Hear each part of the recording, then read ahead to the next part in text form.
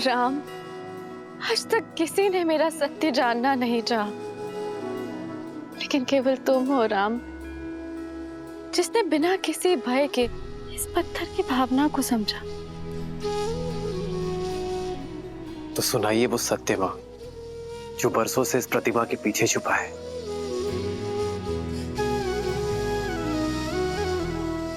मैं अहल्या, स्वयं ब्रह्मदेव ने मेरा निर्माण किया।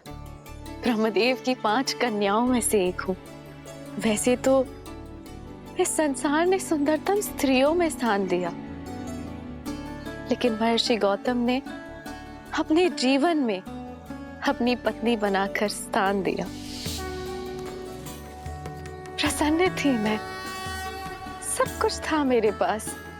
महर्षि गौतम जैसे ज्ञानी पति का प्रेम और सतानंद जैसा प्यारा संस्कारी पुत्र। निश्चिंत थी मैं कि मेरे जीवन में कुछ अनुचित नहीं हो सकता, पर ये मेरा भ्रम था।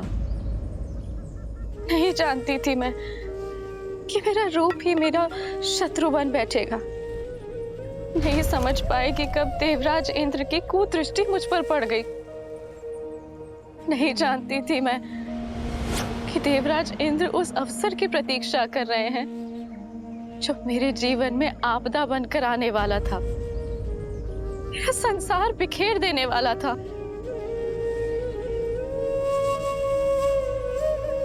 अग्नि मेरे पुरोहित यज्ञस्य देवनृत्य। अहिल्या, जी जी महाराज। मैं संध्या स्नान के लिए जा रहा हूँ। जी, आपके लौट के आने तक संध्या पूजन की सारी सामग्री सज रहेगी। और शिष्यों,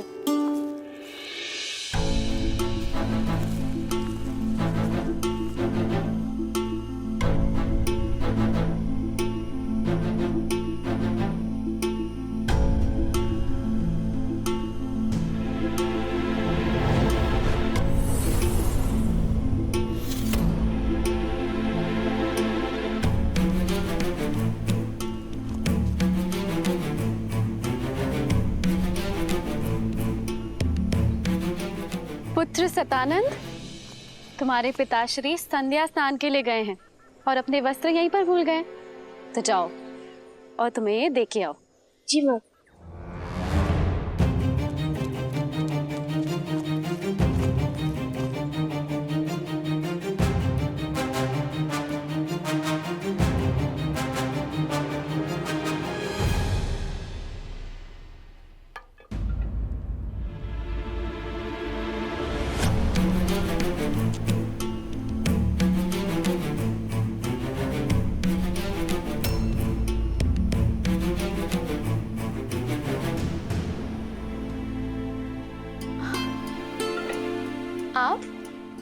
आपको स्मरण हो गया कि आप संध्या स्नान के लिए गए, किंतु अपने वस्त्र ही भूल गए थे। मैंने सतानंद को भेजा है आपके वस्त्र लेकर।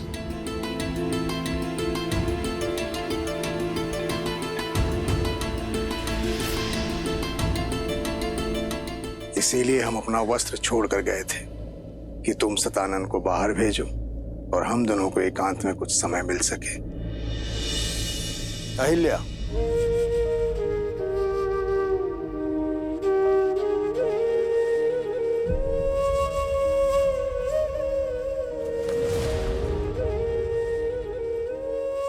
राम, इंद्र की शक्तिशाली माया जाल में फंस गई। नहीं समझ पाई कि मेरे पति के रूप में कोई और था और वहां अनर्थ हो गया।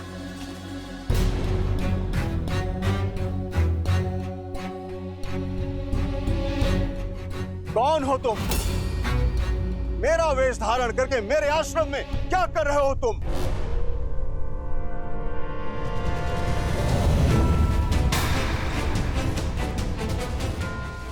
इंद्र, देवता होते हैं मनुष्य और ऋषियों की रक्षा के लिए, परंतु तुम एक ऋषि पत्नी के साथ, ना ही तुम देवराज होने के योग्य हो, ना ही यज्ञ की आहुति प्राप्त करने के योग्य। नहीं नहीं ऋषिवर, ऋषिवर मुझे क्षमा कर दीजिए, मुझसे बहुत बड़ी भूल हुई है ऋषिवर। तुम्हारे पाप के कारण जीवन के प्रत्येक क्षण में तुम्हें शाप भोगने के योग्य हो तुम।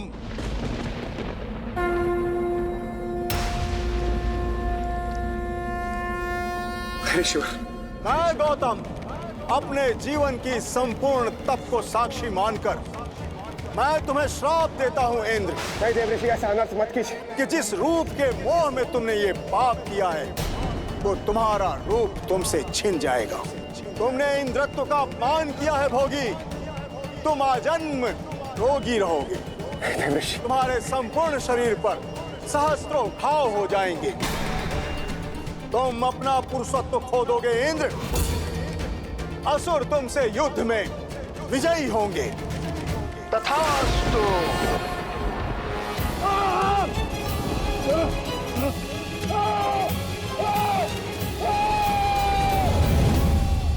ऋषि गौतम की आंखें पथराई हुई थी, वो मौन थे, मौन, जो मेरे जीवन में महाचक्रवात लाने वाला था। क्या अपराध था मेरा ये कि मैं एक सती होके अपना सत्य सिद्ध नहीं कर पाई, या ये कि मैं एक दुष्ट के मन की मलिनता को समझ नहीं पाई।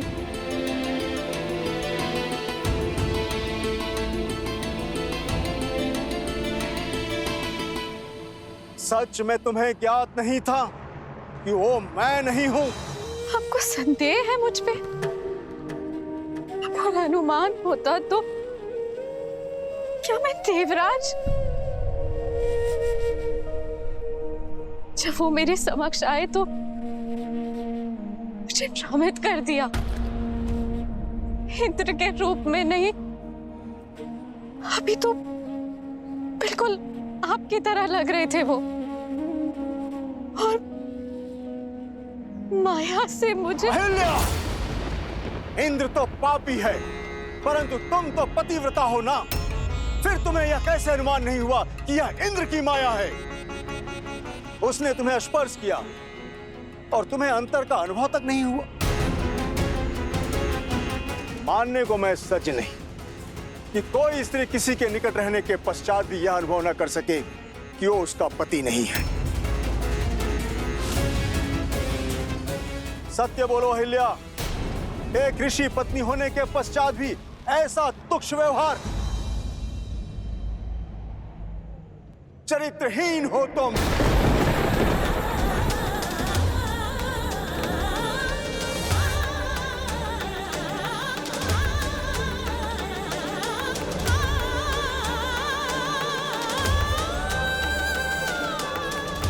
जो स्त्री शब्दों से, भाव से, स्पर्श से किसी की भावना को न समझ सके वो पत्थर के समान होती है।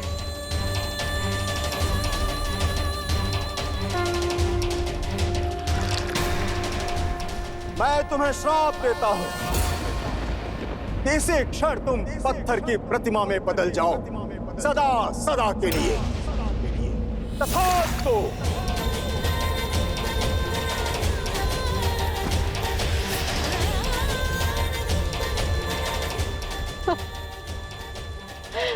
अनर्थ मत कीजिए आर्य, मेरी बात तो सुन लीजिए,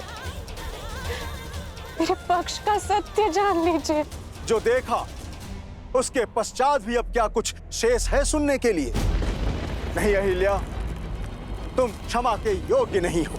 मेरा श्राप अवश्य पूर्ण होगा। तुम्हें यह पीड़ा अकेले ही भोगनी पड़ेगी,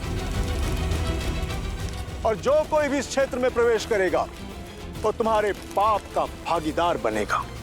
तुम्हें श्राप से वही मुक्त करेगा जो काम, क्रोध, मद, मोह, लोभ और मत्सर से मुक्त होगा।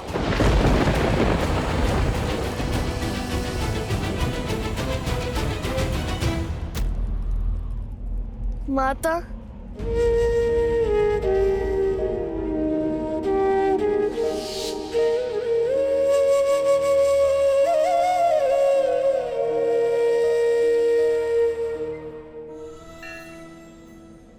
मुझ पर अपराध हुआ और दंड भी मुझे ही मिला। मेरा पक्ष सुने बिना मेरा न्याय किया गया। तब से मैं प्रतीक्षा में हूं कि कोई आए और मेरी पीड़ा सुने। और अब तुम आए हो राम। इनकी बात पर विश्वास नहीं किया जा सकता। महर्षि गौतम जैसे महान ऋषि क्या ऐसी श्राप दे देंगे?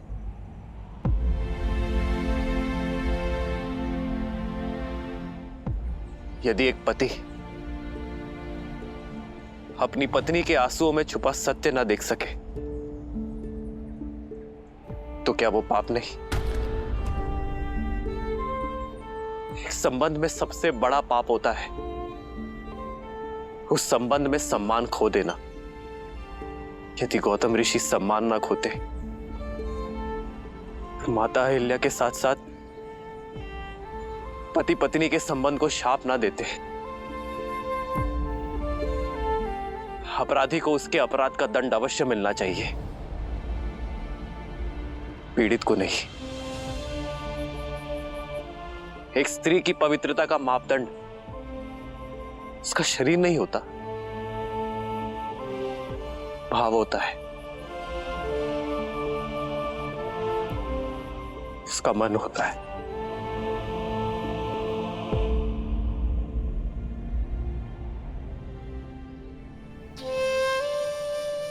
मैं लज्जित हूं मां कि आपके पति ने आपकी पीड़ा नहीं समझी, किंतु ये पुत्र समझता है।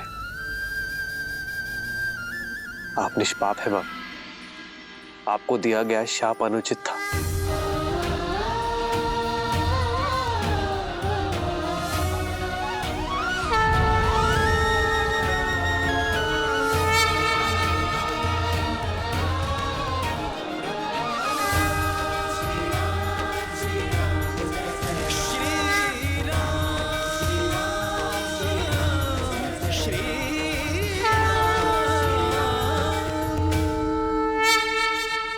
एक मां जब अपनी संतान को जन्म देती है तो कुछ देर के लिए मूर्छित हो जाती है, पथरा जाती है। संतान का रुदन, उसके आंसू, उसके पांव का प्रहार उसे जगाता है मां, संसार में फिर से लाता है। ऐसा ही आपका पुत्र आपको जगाने आया है मां। जाग जाइए मां, लौट आइए।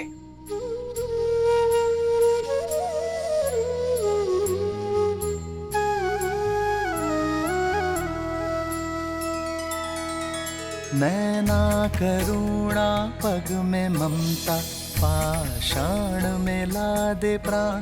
निष्पाप ना कभी दंड भोगे, राम का है ये विधान। श्री राम श्री राम श्री राम श्री राम श्री राम श्री राम श्री राम श्री राम।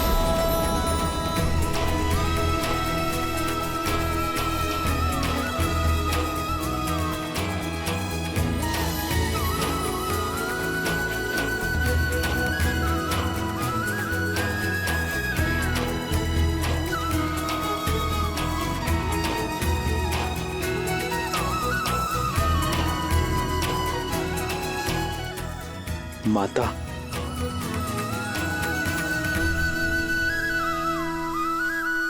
आदर्श और मर्यादा की है ये कथा महापावनम। काट मद श्री से मिला दे, श्रीमद् रामायणम श्रीमद् रामायणम श्रीमद् रामायणम।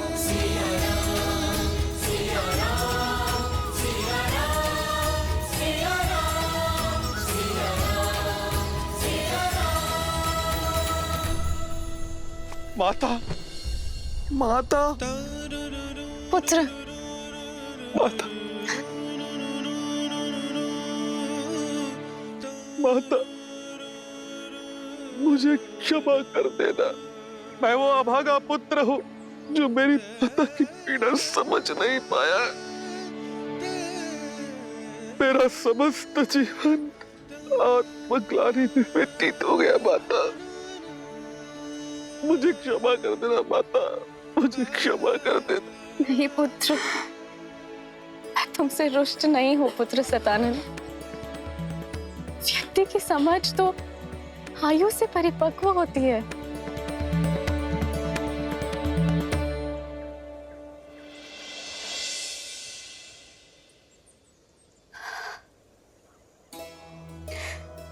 मेरे जाने का समय हो गया है राम, और जीवन का उद्देश्य भी, जो कदाचित तुम्हारी यात्रा में आकर संसार को संबंधों की सीख देना था। आज तुम्हारे सत्य ने मुझे मोक्ष दिलाया है। जैसे मैं केवल राम का नाम लेकर इस संसार से जा रही हूँ, उसी प्रकार सभी सिर्फ तुम्हारा नाम लेकर ही साथ जाएंगे। राम नाम सत्य है। जीवन में हानि लाभ, शाप वरदान, पवित्र अपवित्र कोई महत्व नहीं रखता। महत्व है तो मात्र एक सत्य का। और यही सोच मनुष्य को जीवन और मरण के चक्र से मुक्ति दिलवाएगी, मोक्ष दिलवाएगी। राम नाम सत्य है। राम नाम सत्य है। राम नाम सत्य है। राम नाम सत्य है। राम नाम सत्य है।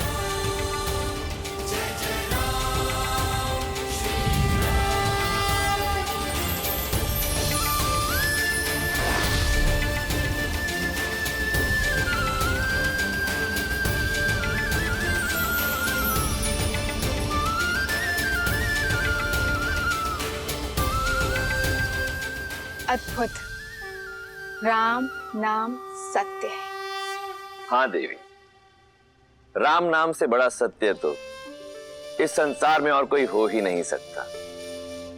क्योंकि श्री राम जैसे मनुष्य अपने अपयश की चिंता किए बिना दूसरों की पीड़ा हरते हैं।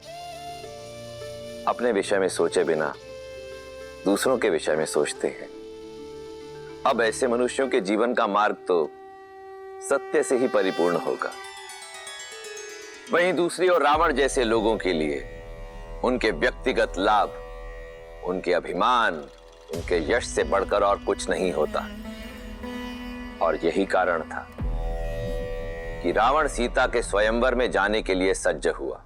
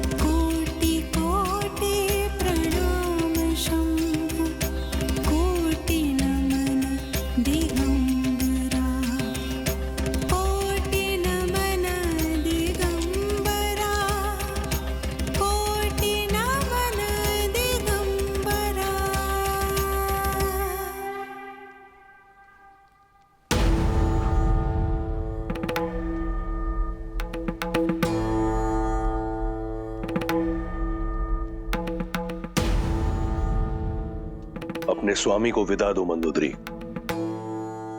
विदा? कहाँ प्रस्थान कर रहे हैं आप? मिथिला। मिथिला? स्वयंवर में, जहां से लंका के लिए निमंत्रण ही नहीं आया। निमंत्रण अतिथि को दिया जाता है, विजेता को नहीं। 14 लोगों के स्वामी को स्वयंवर का निमंत्रण न देना किसी चुनौती से कम नहीं मंदोदरी। पर हमारे पुत्र मेघनाथ का तो विवाह हो चुका है और दूसरी पत्नी की चाह भी नहीं है उसे। मैं मिथिला मेघनाथ के लिए नहीं जा रहा।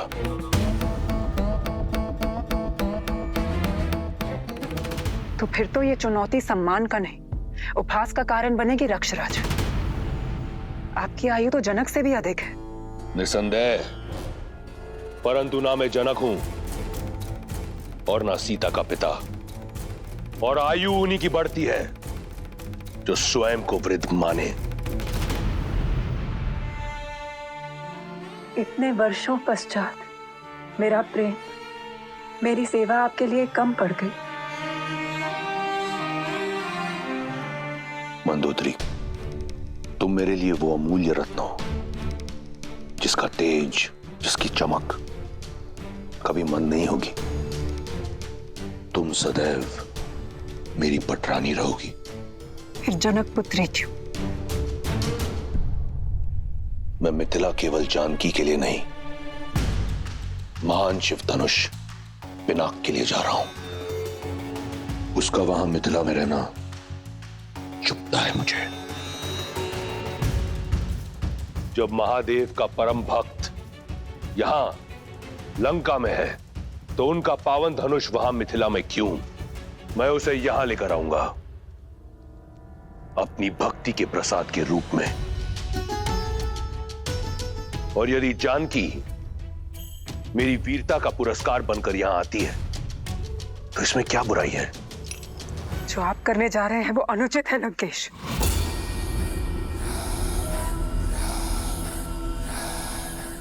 लंकेश अनुमति लेने नहीं, सूचना देने आया है।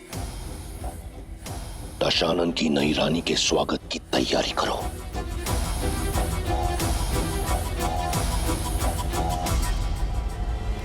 अपने इस भक्त को आशीर्वाद दे महादेव। और मुझे आशा है कि मेरी पटरानी की ओर से आपके धनुष के स्वागत में कोई कमी नहीं रहेगी।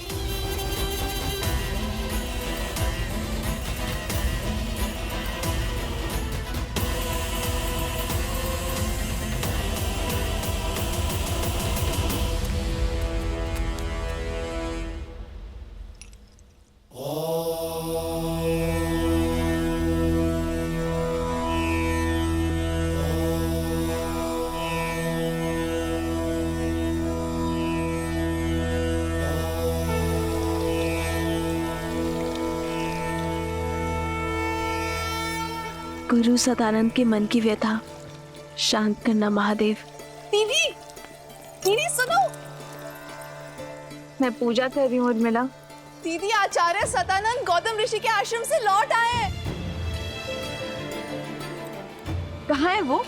दशरथ नंदन भी आए उनके साथ? वो तो पता नहीं, कदाचित साथ हो। गुरुदेव तो आते ही राजसभा में चले गए थे पिताश्री से भेंट करने के लिए।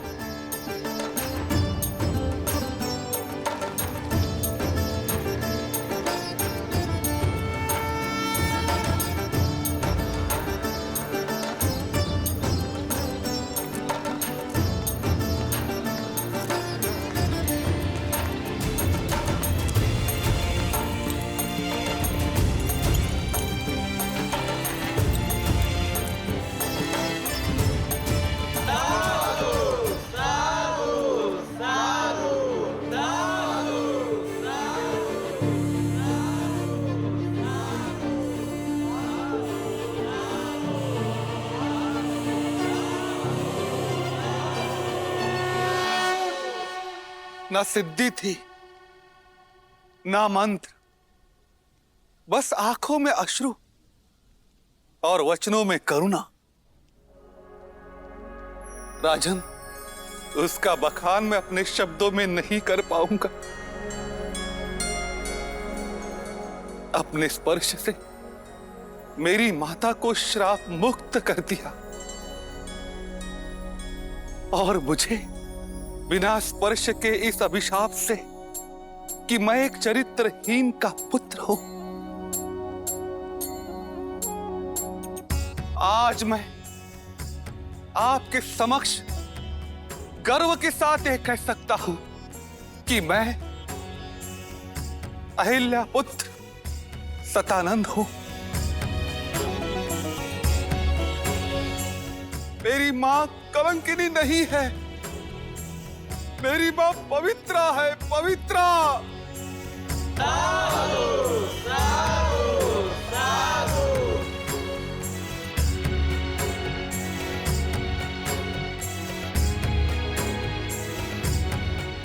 पुत्री सीता, तुमने उचित कहा था, महादेव ने मार्ग दे दिया। अब तुम्हारे इस गुरु को शांति की खोज के लिए कहीं और जाने की कोई आवश्यकता नहीं। इस समस्त संसार में वस्तु, संपत्ति, शक्ति का कोई मोल नहीं है। मोल है तो केवल राम नाम का।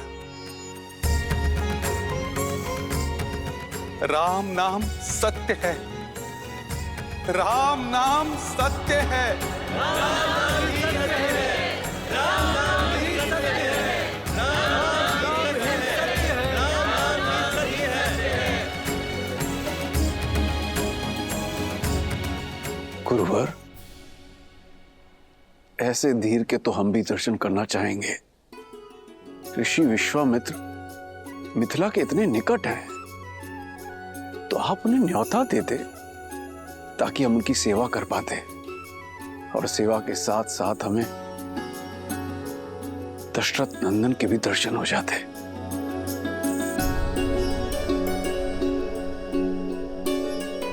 राजन, मैंने प्रयास किया था।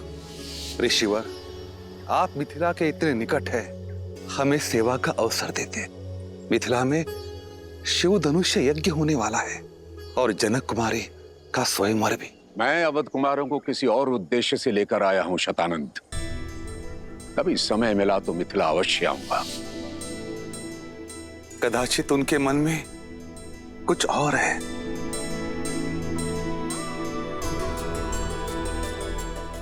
जैसी महादेव की नियति।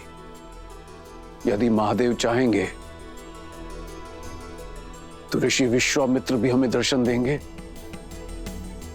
और दशरथ नंदन राम भी। अवश्य महाराज।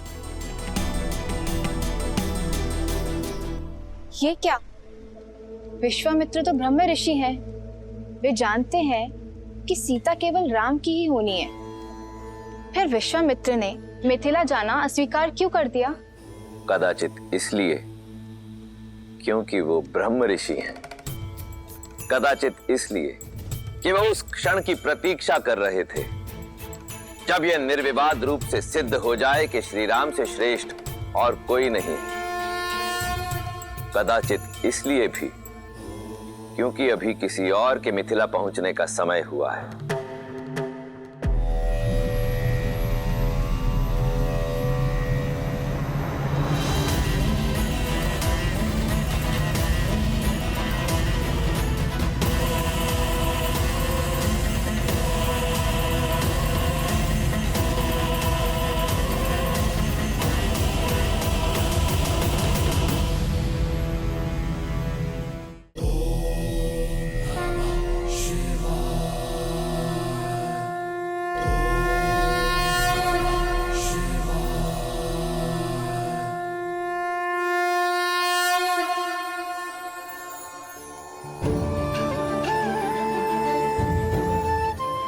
मिथिलावासियों, महापावन शिव धनुष को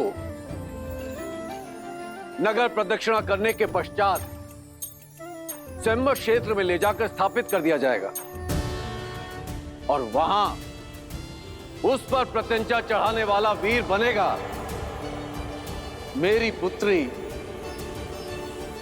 सीता का वर।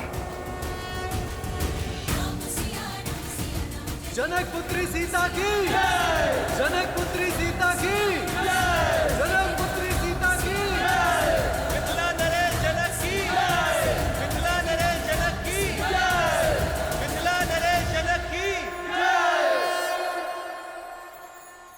अधिक सोचिए मत दीदी, ये धनुष दशरथ नंदन राम के अतिरिक्त कोई नहीं उठाने वाला।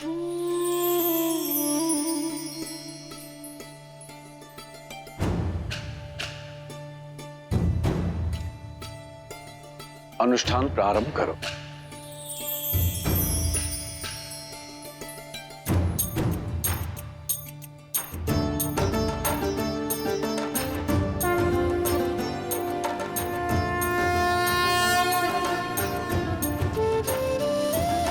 ओम नमः शिवाय, ओम नमः शिवाय।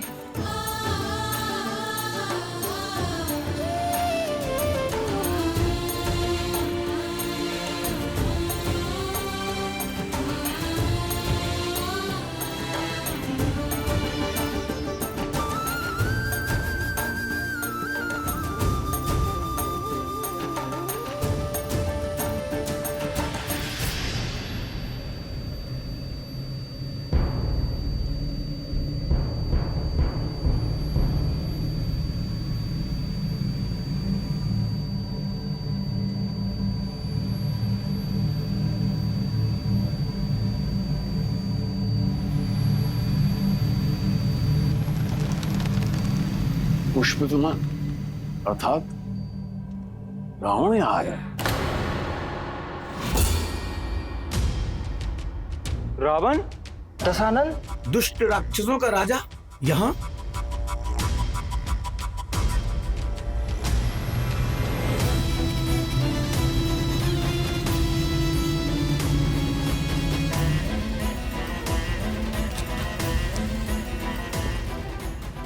महादेव का पिनाक तो यहां है, अर्थात स्वयंवर आरंभ होने में समय है।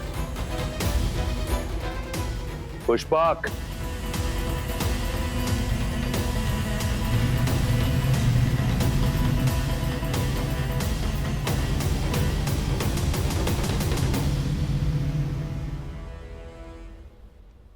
आर्य, बिना निमंत्रण रावण का यहाँ आना, क्या उद्देश्य हो सकता है उनका?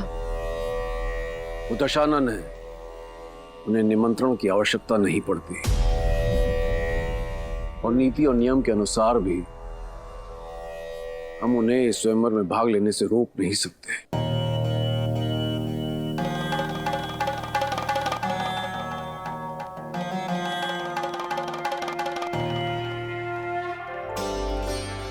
मुझे पूरा विश्वास है आप मेरे लिए जो भी करेंगे शुभ ही होगा।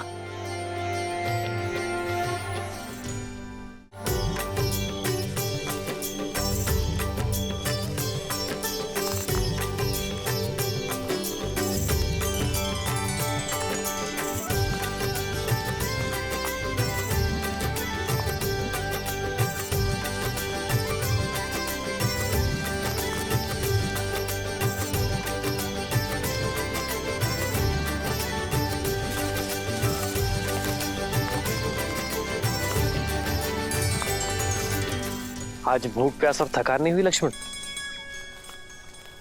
गुरु और कहा ले जा रहे इसकी शंका तो नहीं है तुम्हें? आज मैं शंकित नहीं हूं भाई, अभी तो दृढ़ता से तत्पर हूं, क्योंकि मैं जान चुका हूं कि गुरुदेव हमें जहां भी ले जा रहे होंगे किसी कारण से ही ले जा रहे होंगे।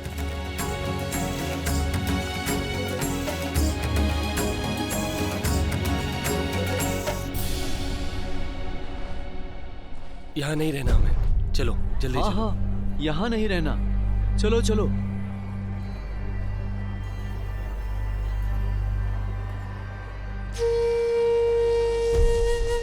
भैया सुनिए, आप सभी इतने चिंतित और भयभीत होकर जा कहाँ रहे? मत पूछो, बस यहाँ नहीं रहना हमें, जाने दो हमें, नरक है ये स्थान। परंतु मित्र, इतने सुंदर स्थान में समस्या क्या है? ये स्थान शापित है। हमें हमारे भाग्य पर छोड़ दो युवक।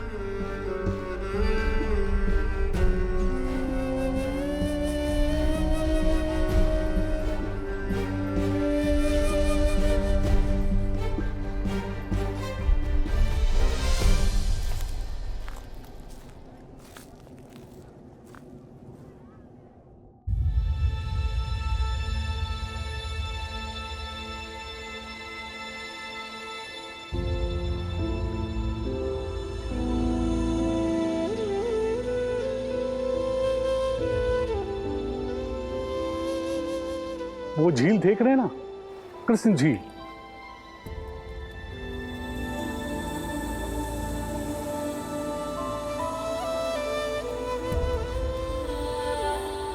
अचानक वहां से जल का वेग आता है और बाढ़ आ जाती है। कुछ ही पलों में हमारे खेत घर सब बहा ले जाती है। अब तक जैसे तैसे हमने पुरखों की जमीन खेत को बचा कर रखा, पर अब साहस टूट चुका है।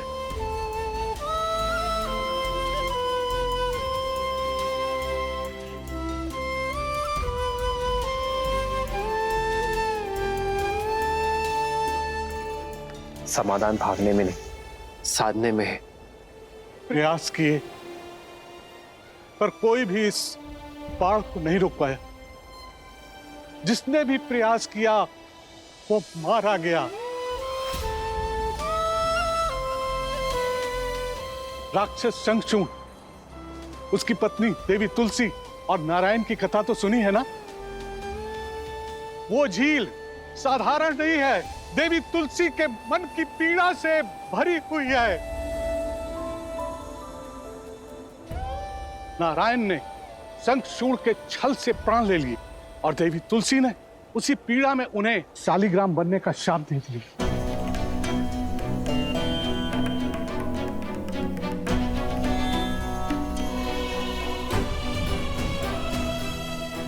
ये शालिग्राम नारायण के चिन्ह है, शापित होकर पड़े हैं गंडकी नदी के तट पर।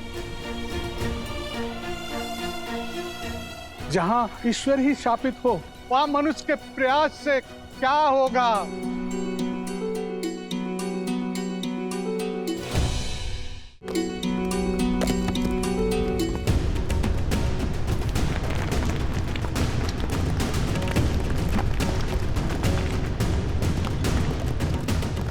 भागो भागो, सब लोग वहां से भागो, शीघ्र ऊंचे स्थान पर जाओ। आओ, चलो इधर आओ, इधर आओ, निकलो।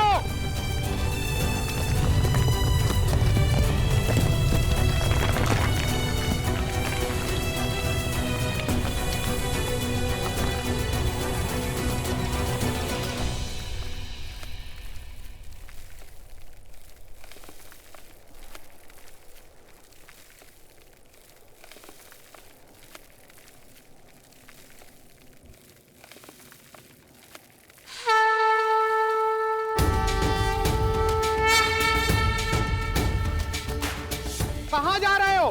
ये दुस्साहस तुम्हारे प्राण ले लेगा।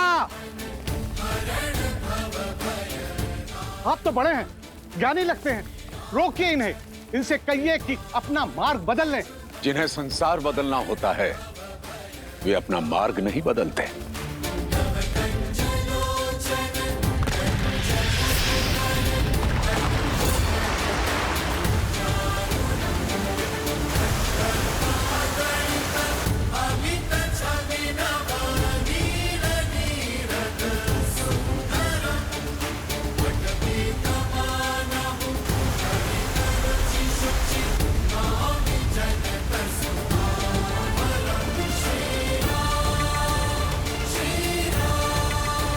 हे महादेव, रक्षा करो।